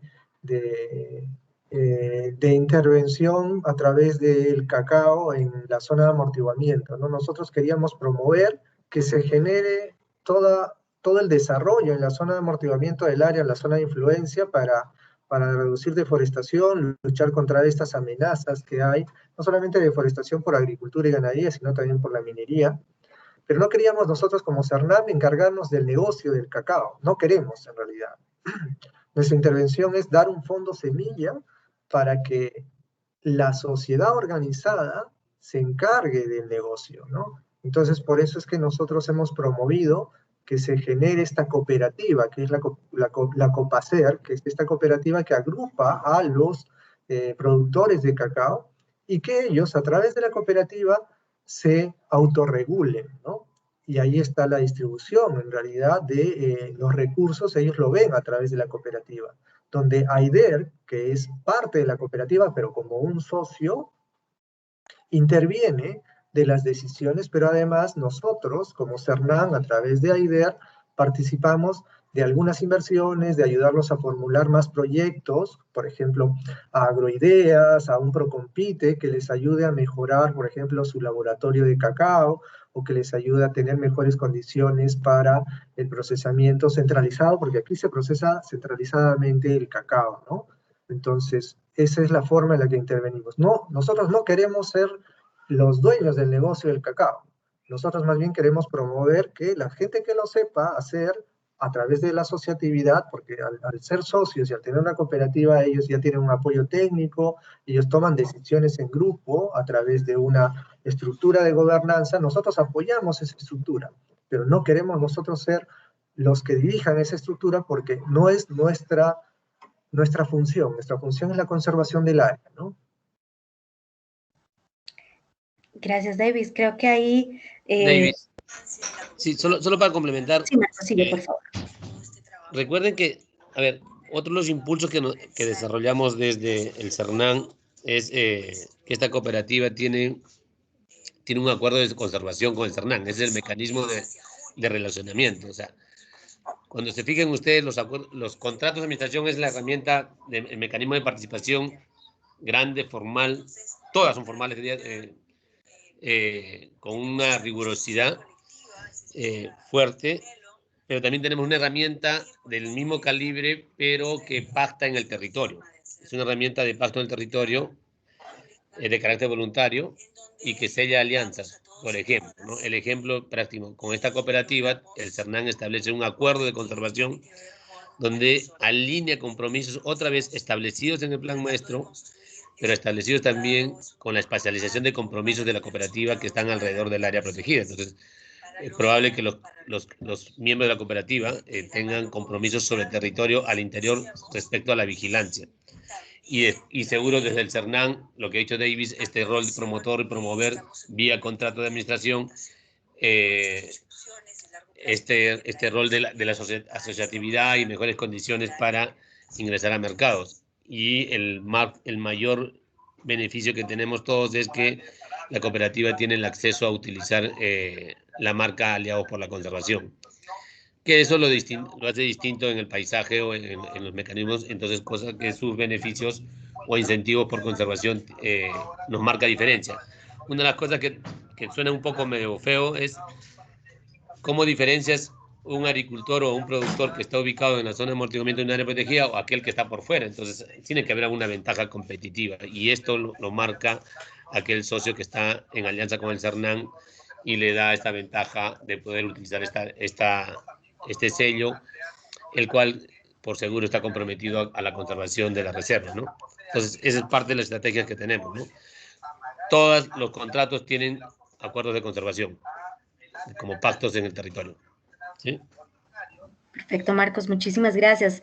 Creo que Marco y Davis nos dan una visión muy interesante de cómo desde la parte pública, en este caso CERNAN, se logra una frase muy interesante que nos traía Juan Carlos desde Total Energies sobre la conservación productiva. Y un poco al respecto invito a Juan Carlos a que nos comparta un poco más. Hay varias preguntas para él frente a su presentación. Una bastante general que nos habla o nos pregunta cómo se logra medir y certificar esa equivalencia entre la reducción de emisiones a través de la estrategia que nos mostraba Juan Carlos para registrar esa compensación en sus libros del total, que era un poco lo que Juan Carlos nos decía al final de la presentación. Juan Carlos, el piso es tuyo. Gracias. Quisiera comenzar complementando los puntos que describía muy bien Marco y Davis y de nuevo insistiendo con esta maravilla de poder trabajar entre el Estado y el sector privado, llámese sociedad civil y inversionistas privados. O sea, el CERNAN puso sacó este mecanismo a la vida. AIDER como organización sin fines de lucro obtuvo este contrato de administración por esta área por 20 años con respecto, con una hoja de ruta trazada con el CERNAMP para proteger, el área protegida, sus bosques, los objetos de conservación y llevar desarrollo a las comunidades. Esa fue la estrategia que los inversionistas privados apoyaron. Y dentro de esta estrategia que los inversionistas privados apoyaron en esa época, cuando yo tenía el gorrito de Altelia, era Si es que nosotros llegamos a financiar control y vigilancia, monitoreo biológico e investigación y actividades productivas sostenibles en la zona de amortiguamiento, y eso llega a tener reducciones de emisiones, esas reducciones de emisiones se pueden ser vendidas al mercado, el CERNAM tiene que autorizar digamos, los precios, los volúmenes, pero ya hay un negocio que puede caminar.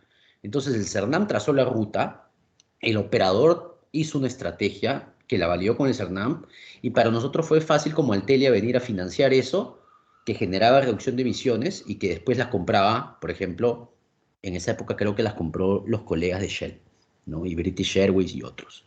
Entonces eso al final hizo de que el Estado seguía teniendo los objetivos que se había trazado, pero dejaba, digamos, a los privados jugar en este sentido a una organización especializada como AIDER, bajo siempre la supervisión del Estado y su autoridad, como menciona Marco, pero que ya venga con una estrategia y la negociación fue entre privado y privado y con el Estado, digamos, como árbitro, y que permitió que Altelia pudiera entrar.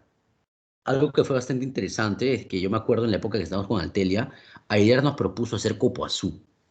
Y copoazú es un fruto familiar del cacao, pero que en el Perú no tiene mucho mercado, en el Brasil sí.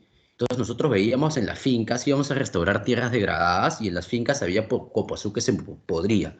Entonces el tener un socio privado hizo a AIDER de mejorar también su estrategia de desarrollo económico para las poblaciones y tener un costo de oportunidad, competir con el costo de oportunidad de la minería.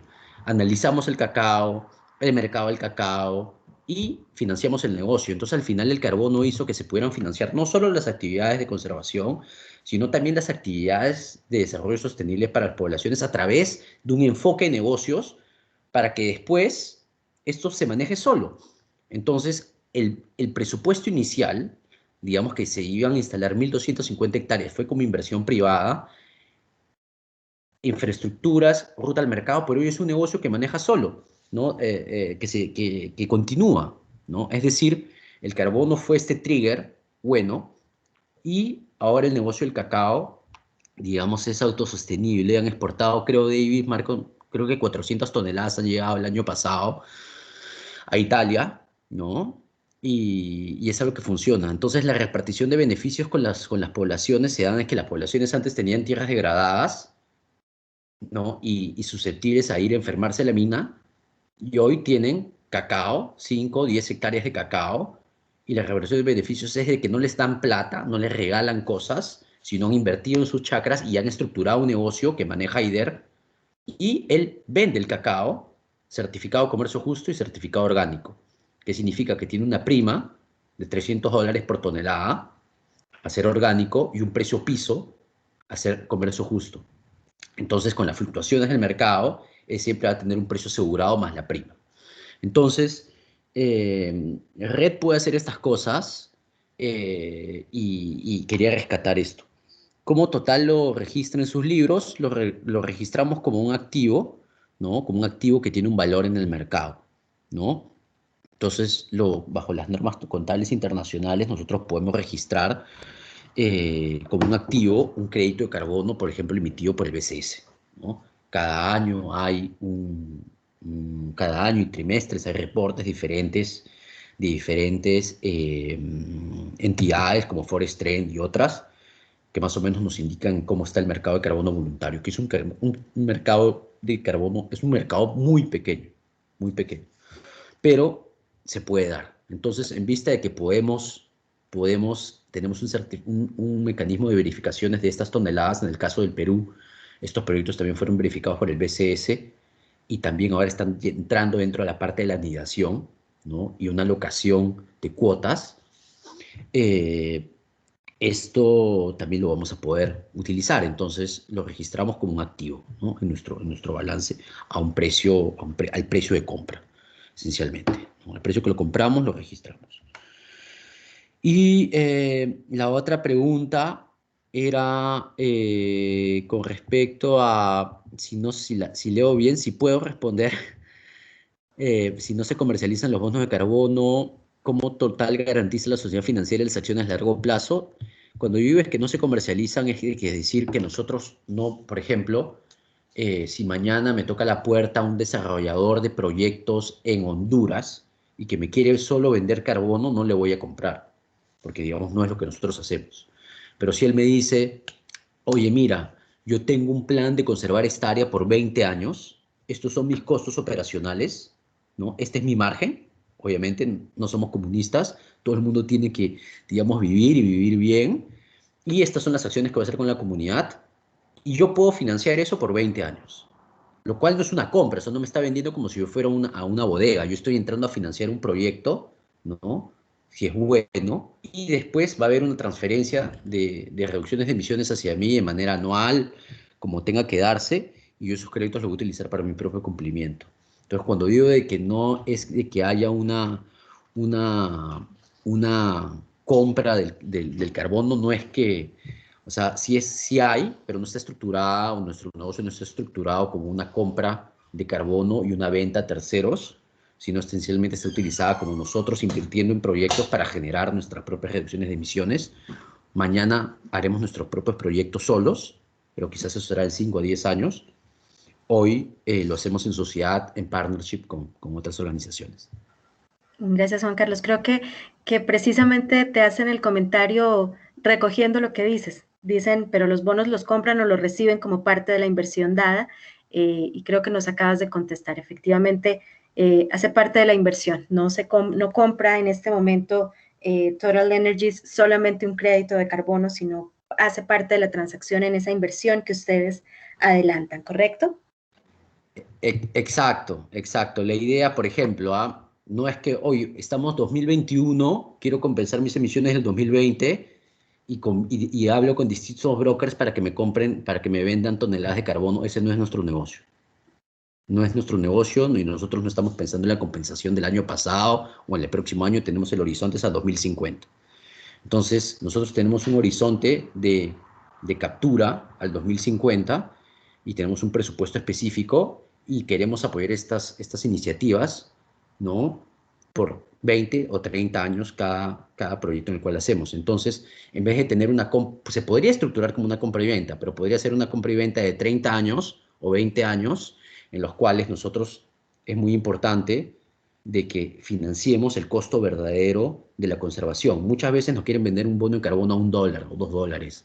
O sea, es imposible. O sea, a veces yo me pregunto cómo puedes comprar, cómo puede financiarse. Yo he financiado proyectos antes y la conservación cuesta mucho más. Y si más es conservación y producción, todavía mucho más.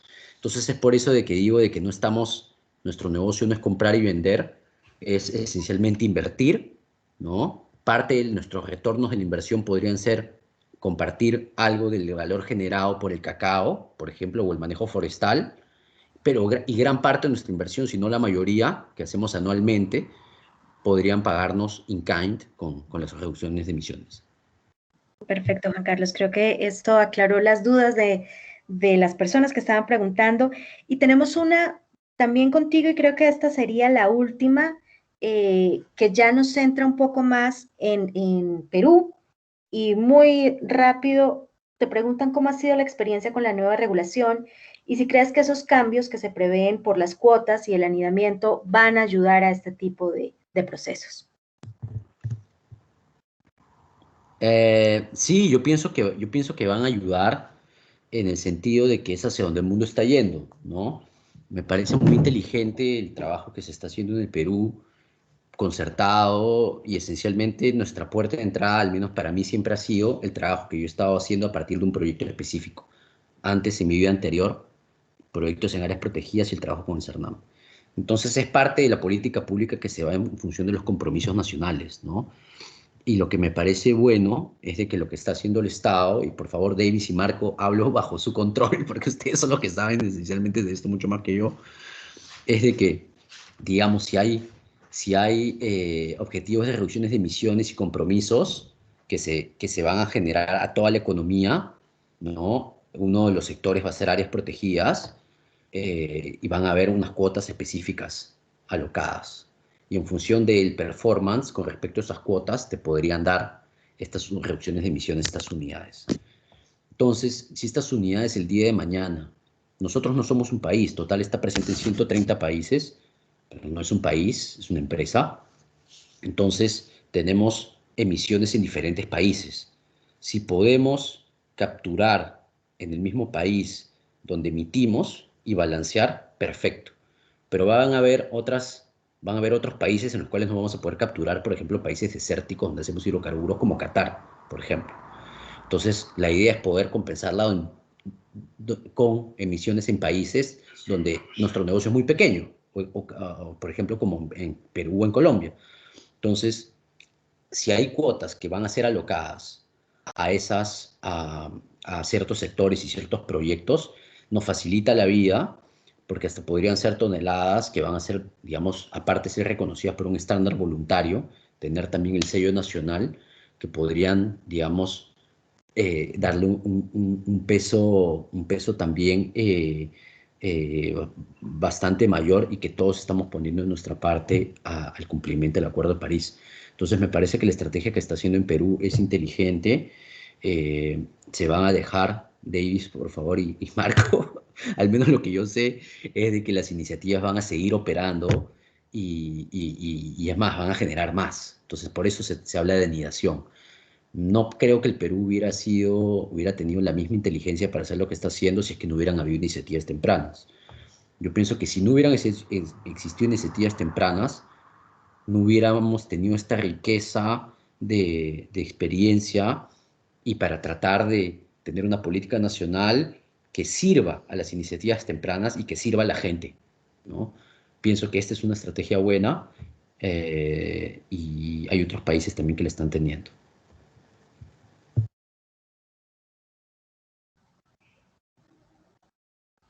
Mil gracias, Juan Carlos. Gracias a nuestros panelistas. Le doy el paso a Juan, por favor. Sí, bueno, muchísimas gracias, Juan Carlos, Davis, Marco, excelente, Angélica, pues por la moderación, excelente presentación y discusión. Bueno, empezamos muy bien el año, y pues les aprovecho para anunciarles la próxima. Vamos a continuar a hacer una segunda sesión sobre la experiencia de Perú, pero esta vez nos vamos a concentrar en la reforma que se está programando con el tema del anidamiento y la asignación de cuotas según el mapa de riesgos. Ahí vamos a tener al gobierno, a alguien del Ministerio de Ambiente de Perú presentando, y de pronto, no sé si Susana está por ahí, de pronto pues podríamos traer a Berra que nos complemente, pues porque ellos han estado muy presentes en ese proceso. Pero entonces ya les haremos llegar la invitación. Como siempre, les agradezco mucho por su tiempo. Muchas gracias, Francisco. Pues si quieres, sigue tú para el cierre ya. Gracias, Juan. Pues un nuevo agradecimiento a nuestros panelistas, a Juan Andrés, a Angélica, por la coordinación.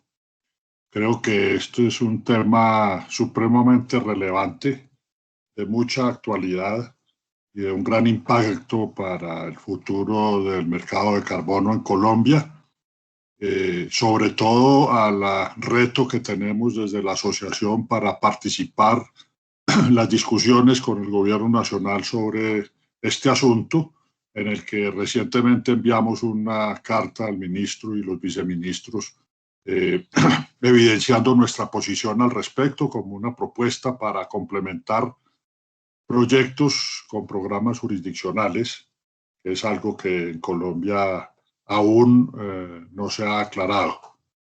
Pero contamos con la disposición del gobierno para participar en esta discusión, y debemos prepararnos entonces como asociación para participar de manera proactiva. Muchísimas gracias a todos, y bueno, ya terminamos entonces nuestro webinar, siendo exactamente las 11 de la mañana. Muchas gracias a todos, un abrazo y que se cuiden mucho. Muchas gracias. Hasta luego. Muy amables por la invitación. Muchas gracias, muchas gracias. Muchísimas gracias. Son ustedes. Gracias.